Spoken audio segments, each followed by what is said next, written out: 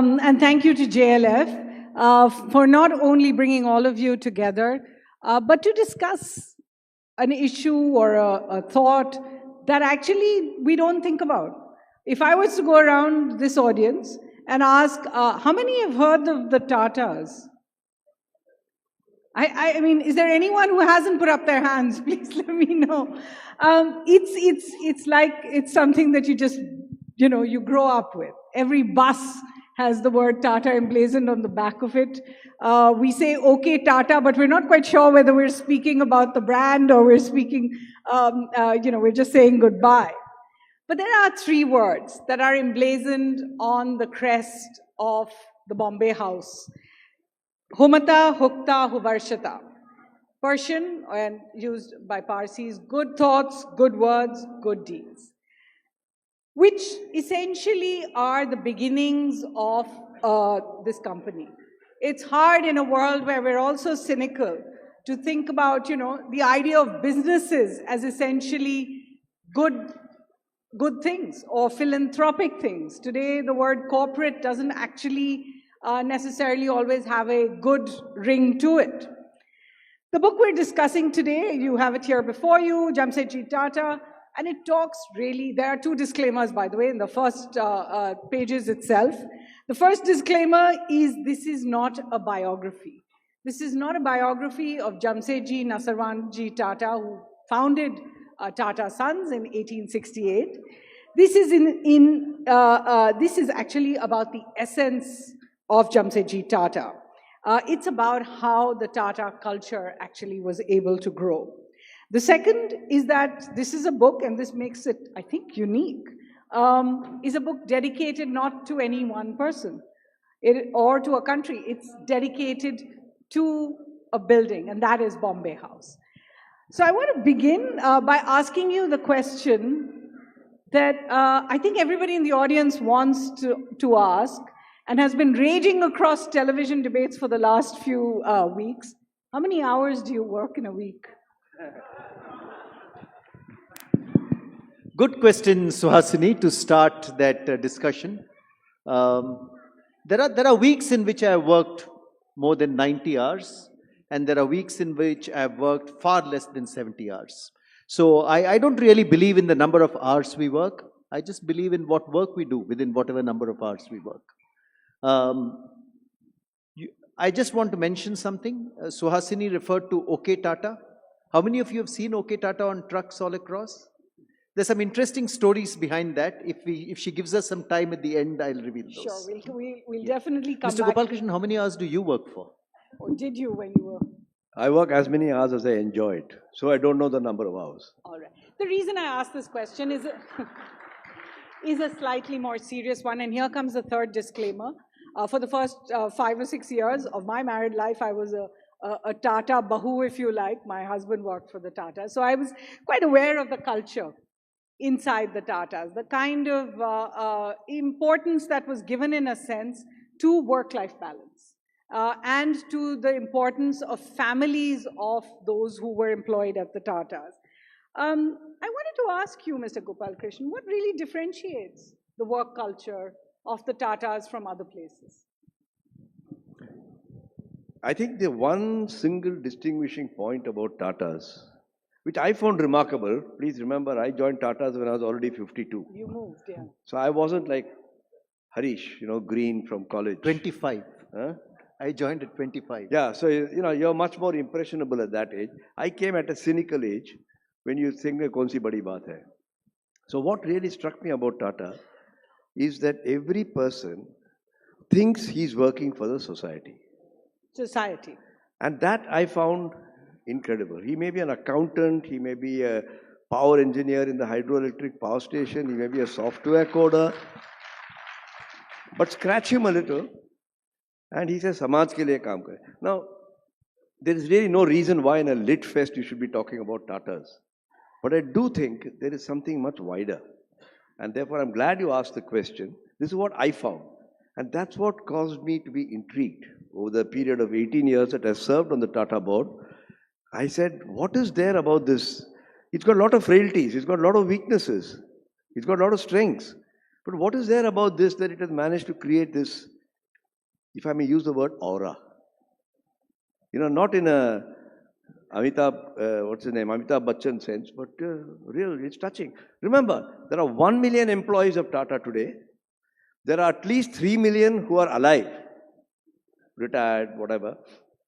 If you multiply 4 million and add another 3-4 million as vendors and multiply that by 4, you get 30-35 million. That's half the size of Britain. The Tata family is 35 million people who depend for their existence on Tata. So really Tata has not much of a choice but to continue to being Tata. And that I'm very proud of. Why did you write the book? There are so many biographies out there. I think in the book you write about the idea that one of the inspirations was talking about the relevance of Mahatma Gandhi. What were the other reasons for wanting to write it? Well, I thought of writing the book quite late, just before I retired. And the trigger was, firstly, I was getting this thing going around in my head. What's so great about Tata? Why can't I put my finger on it? The second thing that happened was Ram Guha happened to come and address some conference. And he made a statement. Ram Guha makes his statements very emphatically. Yes. And so it's nice to listen to him. And he said, if you have to count 4 greatest Indians of the 19th century, he would count Mahatma Gandhi, Rabindranath Tagore, Swami Vivekananda, and Jamsetji Tata. Then he went on to say whatever else he was saying. And I said, Ram, are you serious that he's one of the greatest Indians? He said, listen, there are many, many definitions of great Indians. But that was a point of curiosity in my mind. I won't go into my conversation with Ram Guha. If somebody thinks of him, a historian of some consequence, as one of the greatest Indians, kuch to hoga. So that was the second sort of reason. The third was I was idle. I had retired. And I said, why not keep myself working and do something? And then I rang up Harish and he'll tell you the story of my ringing him up. And we decided to collaborate on this. Yes, please tell us your excuse for writing the book. Yeah, so let me tell you, Mr. Gopalakrishnan is 15 years my senior in the Tata Group. Okay, I was a young manager in the group in Titan. At the time, he was already the director of Tata Sons, our holding company. And sometime in the year 2012, I decided to take a sabbatical to write a book about the Tata Group. I had never written a book before. I was not even sure if someone was going to publish it. So I wrote an email to Mr. Gopalakrishnan saying, can I come and meet you to discuss a book I want to write? I thought the email would go where most emails go, into cyberspace without a response. Because he was a busy person. He was on the boards of several companies. In 2 days, I get a response from him, Harish, come across to Bombay House, the headquarters of the group. Meet me and I'll discuss the book with you. I go there. He gives me a half-hour slot on his calendar. But he spends an hour and 10 minutes with me discussing that book, helping me to structure that book. And later when I was writing it, he comes to the Tata Management Training Center, Pune, discusses how it was going. And eventually, he agrees to write a foreword for that book. Now, that is generosity as I see it, okay? And he's a director of the top company of the Tata Group. So, now 12 years later, I am turning 60 years of age in 2022. And on my birthday, I get a call from Mr. Gopalakrishnan. Harish, I have thought about this book, which will explain the longevity of the Tatas, how Jamsetji's lessons have fueled the growth of the Tatas, and would you like to co-author it with me? And I was delighted when I received this call, because he's been my mentor on my writing, and to be able to co-author it with it, unique opportunity. So we spent 2 years thereafter discussing the framework for this book, the stories that should go into this book. Mr. Gopalakrishnan typically used to meet me after his tennis games in the Bombay Gymkhana, and we had some good discussions, and that's where the Suhasini, the book, came out of. All right. And the book is certainly, we always laugh about the 5 this and the 5 that. They actually have 10 P's. Each of the chapters is named after a P. So there's philosophy, there's purpose, there's people, there's pioneering, there's progress, and then there is the postscript. Good stories, there are not that many takers. So I said, let's illustrate this with examples. And what Harish and I did was to take an example from the early period, which may be in approximately Jamsetji Tata, Dorabji Tata, the middle period, which is approximately J.R.D. Tata, and the later period, which is sort of Ratan Tata. Of course, we are not ascribed their particular names to it. We just called it early period. And the point we are trying to make is that it's not difficult for a corporation to have a good purpose. It's not difficult for a corporation to have a good attitude to profit. It's difficult for a corporation to maintain that for 156 years. That's tough. Mr. Bhat, the idea that 150 years the Tata has just maintained this kind of amazing aura and has always been good seems a bit hard to believe. The Tatas have had their challenges, and it's whether it is that sometimes they didn't move as quickly enough, sometimes they weren't attracting the best talent. According to you, were there periods where there was a doubt, since you've looked at this history, that the Tata lineage would continue? Yes, there were many periods when there was a challenge and there was a doubt. But let me give you one such story just for you to understand. So the first large industrial enterprise that Jamsetji Tata built was Tata Steel. How many of you here have heard of Tata Steel, Jamshedpur? Many hands up, I can see that. Much more interest than microbiology. But having said that, you should know the story of what happened with Tata Steel. Tata Steel was the single large Tata company, and there was textiles, of course. And Tata Steel was founded in 1907. It expanded and was doing pretty well. But when the First World War came up, Suhasini, 1914 to 1919, the demand for steel collapsed across the world. Particularly from places like Japan that Tata Steel was selling to. And there came a time in 1924 when Tata Steel did not have money to pay the wages of its workers. The chairman of the Tata Group at that time was Jamsetji Tata's eldest son, Dorabji Tata. Jamsetji had passed away. And he receives a telegram from Jamshedpur saying there are no wages to pay the workers. And it came to a situation where Tata Steel may have to be shut down and mothballed. That is where, the Tata Group could have virtually stopped existing at that time because Tata Steel was the major revenue generator. So what does Dorabji Tata do? Here is Tata Steel, which is a listed company. Tata Steel had its IPO in 1907, listed company. Tata Sons owned some part of the equity.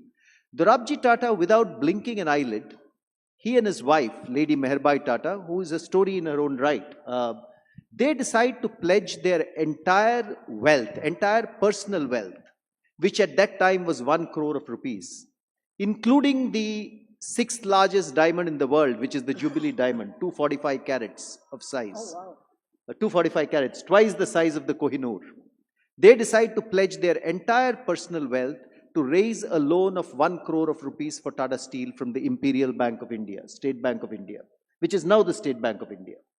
And that is what led to Tata Steel's survival. And later Tata Steel came out of that post-World War scenario. It became much more prosperous. They got that money back. So here was an existential challenge for the group. And this is how the group faced it. The chairman of the group decided to pledge his entire personal wealth to save the company. And what happened to the diamond? The diamond. No, there's a nice story to that diamond. So of course, if Suhasini is asking me that question, I could expect a question on the diamond. So the Jubilee diamond is an interesting story, okay? It was mined in the Jagerfontein mines of South Africa. Dorabji Tata bought it for his wife, Meherbai Tata. He got married to her in 1898, and he said, he was a wealthy man, because Jamsetji Tata was a wealthy man also. And Dorabji said, I should buy my wife this diamond. And it was the largest diamond in the world at that time. It is today the 6th largest diamond in the world. So 245 carats in size. He bought it for Lady Meherbai Tata. It was put on a claw and on a platinum necklace, I am told. And it was so valuable that each time they took it out of the locker, they had to pay a premium to the insurance agency. That's how valuable it was. So it was pledged to the Imperial Bank of India, like I said. They got it back when Tata Steel became profitable and paid back the loan. And it came back to Dorabji Tata's family. In 1931, Lady Meherbai Tata, Dorabji's wife, passed away. 1932, Dorabji Tata passed away and left his entire wealth to a charitable trust, the Dorabji Tata Trust. So the diamond also passed on to the Dorabji Tata Trust. By 1938, 1939, the Dorabji Tata Trust decided to invest in India's and Asia's first cancer hospital, which is the Tata Memorial Hospital at Parel in Mumbai. And they needed money for that. So the Jubilee diamond was sold to Cartier to raise money, and that money went into the creation of the Tata Memorial Hospital in Mumbai. So I would call it the luckiest diamond in the world. You know, What a great story. I would call it the luckiest diamond in the world. It's a diamond which saved workers' jobs in Tata Steel and kept Tata Steel alive. And it's a diamond which led to the formation of India's and Asia's first cancer hospital. Can there be a luckier diamond than that? I do not know. I think many more Indians should know about the Jubilee diamond than about the Kohinoor. Yeah, absolutely. Mr. Gopalakrishnan, if we were to go back these 150 years and more, what is it that an audience, and of course, so many in this audience I can see know about the Tatas, but basically have dealt with JRD, R&T. What is it that people should really know about Jamsetji Nasarwanji Tata's life? About Jamsetji Nasarwanji Tata's life. Yes. About him as about a person. him as a person. Well, you know, one of the key features of Jamsetji Tata was he didn't like to make public speeches and didn't like to be seen in the newspaper. Good or bad, you decide. But on one rare occasion, when he had made a lot of money out of Empress Mills, there was the first textile mill he set up called Empress Mills for a variety of reasons that was enormously successful. And he decided to support the governor of Mumbai, a person called Lord Ray, who invited him to come and be present at the inauguration of whatever municipal program was being done. And Jamsetji opened his speech, which I found a very touching speech. He said, "Providence has given me far more wealth than I have deserved." And then it goes on to say other things. Now, how many business people will you find who will say that their wealth has come due to providence? Not either inherited or hard work. And the guy says, therefore, I have asked myself the question, if providence has given me this, is it really meant for me? And then I would like to give it to other people because he said the purpose of a business is not to treat the community as a stakeholder, but its very reason for existence. I think that's a stunning idea. 1895 or whatever it is. And I think that is the reason why. But my admiration for Tata is not that he had this idea. Carnegie, Rockefeller, many people had such ideas. But that he has passed this lamp, as the Parsis would say, the lamp should never go out. Passed this lamp through 7 or 8 generations. And I hope many more in the future. And that is what I find very remarkable. He himself seems to have been a modest man. He is quite fond of food. His shape and size suggest that he's very fond of food. And in order to imagine how his life would have been, I walked from Esplanade House, which is opposite Bombay Gymkhana for those of you who are familiar with Bombay, to Ripon Club near Kalagoda, and imagine what he was seeing and what he was discussing. He would come to Ripon Club and meet, which he helped to set up, by the way, and then he would discuss with people like Dadabhai Nauroji, Jamshetji Jiji Boy, who were all members of the Ripon Club. So I asked my Parsi friend to take me for a meal to the Ripon Club. And when they offered me mutton, keema, I said, I can't eat mutton. He said, "To su kare tumhe?" What sort of a guy are you who doesn't eat mutton? And he gave me vegetarian dhansag, probably the first vegetarian dhansag ever made in Ripon Club. And then I walked across to the opposite, what was then the premier hotel of Bombay, Watson Hotel, where, I don't know, there's no proof of this, but the story goes that he was refused entry on the ground that he was not of the right color. And it is said that he said, "I will set up another hotel here, which will be the pride of every Indian." And that's how Taj Mahal Hotel came up in Apollo. Swami Vivekanand had decided to speak at the Parliament of Religions in Chicago. And he had to take a ship journey to go to Chicago. So he decided to go from India to Japan, and from Japan to the western coast of the Americas, and then take a train to Chicago. So Swami Vivekanand had reached Yokohama for this reason. And he had been persuaded by many people, including the Raja of Dindigul, to go to the Parliament of Religions and speak. At around the same time, Jamshetji Tata had visited Japan, with a view to starting a shipping line in India, which incidentally, Suhasini, is one of his ventures which did not work out. But he had gone to Japan to meet NYK, the shipping line there, and speak to them.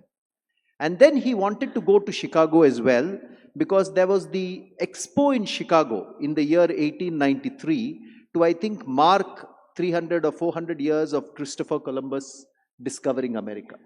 So he wanted to go to Chicago as well, and both of them, by sheer accident, chose to go by a ship called the Empress of India to all the way to America.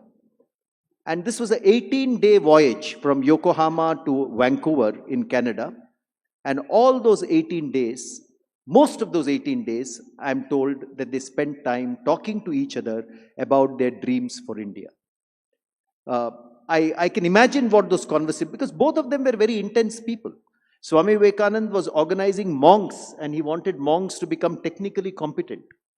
Jamsetji Tata had big dreams for a steel plant in India, higher education in India, and so forth. And one of the things that came up during that entire voyage was Swami Vivekananda apparently encouraged Jamsetji Tata to consider manufacturing in India, to create jobs. It's an issue today, and it was an issue way back then. The second thing that they discussed was higher education for Indians. And out of the discussion came the idea of India's first science university, which Jamsetji Tata wanted to set up, which is the Indian Institute of Science at Bangalore, which continues to be India's top-ranked science university until today. The story doesn't end there. Picture abhi baki hai. So what happened after that was the ship voyage got over. Swami Vivekananda went and delivered his famous lecture at the Parliament of Religions, Sisters and Brothers of America, which you will know. Jamsetji Tata went to the expo in Chicago, understood technological developments, then went to find a person who could put up the steel plant in India. He went on a separate journey. But 4 years later, when Jamsetji Tata wanted to put up the Indian Institute of Science, he did not get support from the British government of that time. Lord Curzon was the Viceroy of India. Lord Curzon was very skeptical. He said, who will study in this institute? Who will teach at this institute? Do Indians deserve such an institute? There were many things that he put in the way. So Jamsetji Tata reached out to Swami Vivekananda and said, I need your help. And there's a letter still in our archives, beautifully written letter by hand from Jamsetji Tata to Swami Vivekananda, saying, please help me. This is a very important thing for India's development. We need scientists. We need a university of higher education. In fact, if I'm not mistaken, you refer to the Hindu carrying the yes, letter. Yes, that's right. And what happened, and Swami Vivekananda, in all fairness to Swami Vivekananda, he immediately responded. He was the editor of a magazine called Prabuddha Bharata at that time, which was the magazine that he was publishing. And within a few months, Swami Vivekananda published an appeal in the Prabuddha Bharata saying, there is no venture more worthwhile for India and Indians today than to have our country's first university of higher education in science. And he published that appeal. It went all over the country. I'm told it made big news. Jamsetji Tata pledged half his wealth to it. Most of it in buildings in Mumbai, so that the rental from those buildings could constitute income for the Indian Institute of Science forever, rather than a one-time grant. And that's how the idea of Indian Institute of Science blossomed out. And then the Maharaja of Mysore gave land in Bangalore, and Indian Institute of Science has come up. Even today, I don't know how many of you here have visited Bangalore or IISc, but if you go to Bangalore and ask for Indian Institute of Science, a lot of auto rickshaw drivers will say, Elli sir, Elli hogbeko. But if you tell them, I want to go to the Tata Institute, they understand very well. We will take you there. Swami Vivekananda. Ram Guha thought he's one of the greatest guys. I certainly think so, irrespective of Ram Guha. He had a way of influencing people through obliquity. He would tell them something so gently that they didn't know its advice. But it will come back to them later on. And this is one such example. A second example, when he was the fiery monk in saffron in Chicago, he had the top ballet dancer of the world, a French lady, who was his disciple. And she came to John D. Rockefeller, who was a good friend, the richest man in the world at that time, and said, you must come and meet this Swamiji. He said, what am I going to do with him? Came. They had a conversation. That's all recorded by this French lady, by the way. I got it from the Vivekananda archives. And it seems that Swamiji told him, I believe you're the richest man in the world. He said, that's what they all say. He said, how much richer than the average American are you? He said, I don't know, maybe 100 times. He said, do you think you're 100 times smarter than the average American? He said, I must be, otherwise why would I have the money? He said, has it ever occurred to you that you're merely a conduit? Look at this with what Jamsetji did in 1895. And of course, Rockefeller was not very happy with that comment. He went away. But it took 12 years. And John D. Rockefeller, upon his death, gave away all his money to the Rockefeller Foundation. Right. And one of the big charities of the world. Another coincidence that you did not mention is the fact that Jamsetji Tata came from a priestly family. His father, Nasarwanji Tata, was actually the first in his family to move away from the priests and to take up trading. And then Jamsetji followed, set up Tata Sons and all the rest. What is interesting is the nature of the philanthropy of the Tatas as well. That it is about the IISC, it is about the Cancer Institute, it is about giving labor laws before anyone else. Maybe some of it comes from this lineage and background as well. Mr. Gopalakrishnan, so you have this legacy of philanthropy, but some would say maybe that legacy is being diluted. Would Mr. Jamsetji Tata be okay with really where philanthropy goes today? After all, he was somebody who said that he would put into causes rather than say places of worship, as many people would say. A former chairperson who, of course, had a very bitter relationship with the Tatas, Mr. Mistry, questioned where the dividends were actually going. Do you think if Mr. Jamsetji Tata was there today, he would really be proud and happy with where the Tata Group is today? You know, when we wrote this book, we said there'll be somebody like Suhasini who will ask us this question. So chapter 9 in the book is an imaginary panel discussion at JLF. It is, but continue. And the four panelists are Jamsetji Tata, the founder, Ratan Tata, Dorab Tata, his successor, Nauroji Saklatwala, his successor, and JRD Tata, his successor. So that is chairman of Tatas from 1868 to 1992. 130 years. And I would commend, if for no other reason, to read this chapter, that you buy the book. Because it is an imaginary panel discussion of them looking down from heaven and saying, what are our dikras doing down there? Are they keeping up our values? And what should we interfere in what they are doing? Please read it. If nothing else, I'll get the sale of one more book. All right. But on the same question, the Tatas is known for the Tatas Administrative Service, built like almost the IAS or the IFS or anything.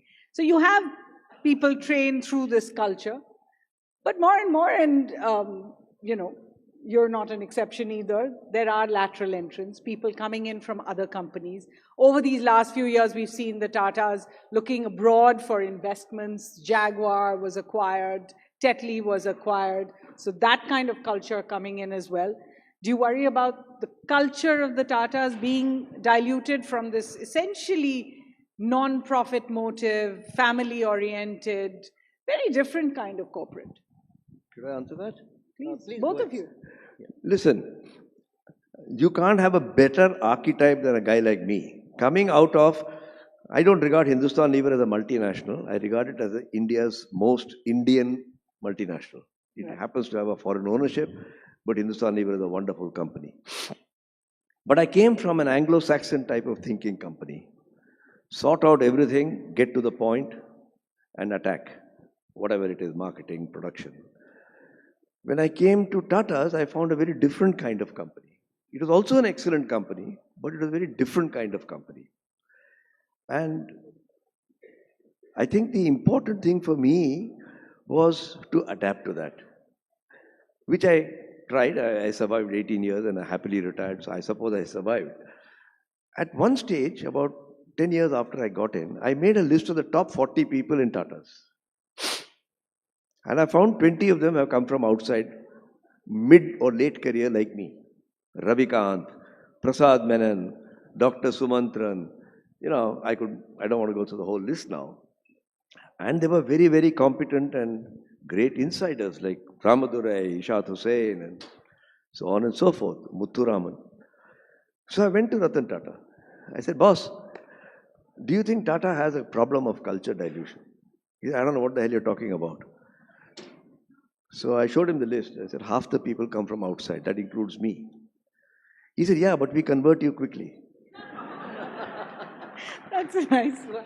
So when I joined Tata's, I was amazed. I was handed over creation of wealth by Lala. I was sent to Tata Management Training Center. I went to the Founders Day celebration in Jamshedpur.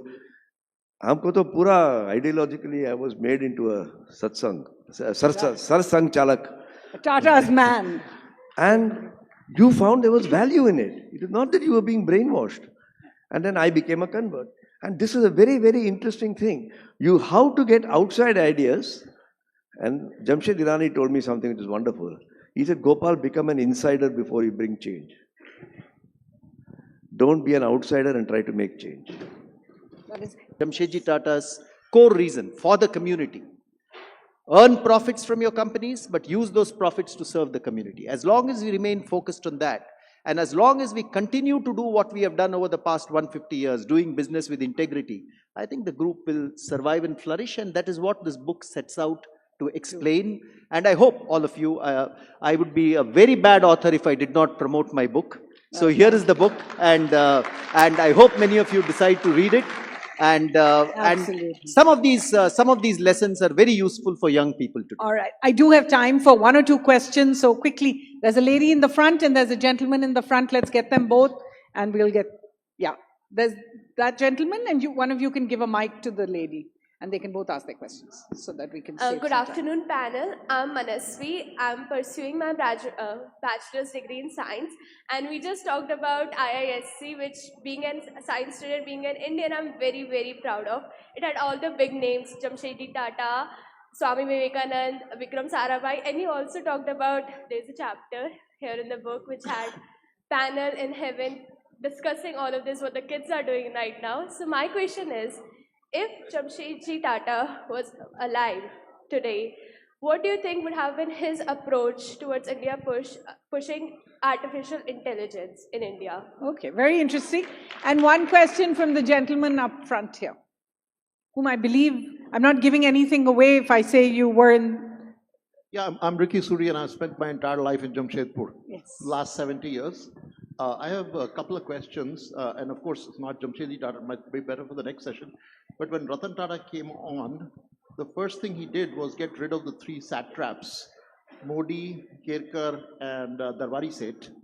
And then after he handed over charge to Cyrus Mistry, he had to claw back and fire Cyrus Mistry. So what are your perspectives on the first firings and the later firing? Thank you. You have two questions. One of you can take each, maybe. So I will take the question about what Jamsetji Tata would do, and I'm happy to answer. I'm happy to answer the second one as well. So in both cases, I think let me answer the second one since it's a tougher one. I think Ratan Tata was very focused on the values of the Tata Group, and whatever he did at the beginning of his stint as chairman and towards after he had retired. In my view, he did it because he thought it was essential to protect the values, the coherence, and the unity of the Tata Group. I think the underlying reason was the same. And now I will take the first question, Suhasini. I would say that Jamsetji Tata was one of the pioneers in adopting technology. For the Empress mills, his textile mills, he used ring spindles in the mills when they were not even being used in England. It was considered too risky to use in England. That's how he made Empress Mills so profitable. So I would think he would embrace AI and be moving forward full speed with AI. Mr. Gopalakrishnan, any thoughts on that? And last words. I'm just imagining that Jamsetji Tata would say, "Su kehus tame? Artificial intelligence, natural intelligence, nathi, yeah?" He would have readily embraced it, yes. All right. It's on that note, I'm sorry, but I do have to say, okay, Tata. But a round of applause. Suhasini, really? can I just mention the story which went behind it? So I should tell you, there are many stories why OK Tata are painted on the back of trucks. Okay, you will see them everywhere. But one interesting story, which I have not been able to verify so far, one interesting story is that at Tomco at one time, the Tata Oil Mills Company had a soap called OK. Okay, and therefore, OK Tata was a good way of advertising that soap. You know, this is no verification to the story. Mr. Gopalakrishnan and I are both marketers here, but this is something that someone has narrated to me. If they did that, it was a brilliant move because at zero cost, they got millions of trucks carrying the OK name across the country. Much cleaner truck drivers. But thank you all. You've really been a great audience. Why don't you come and meet them now? Thank you.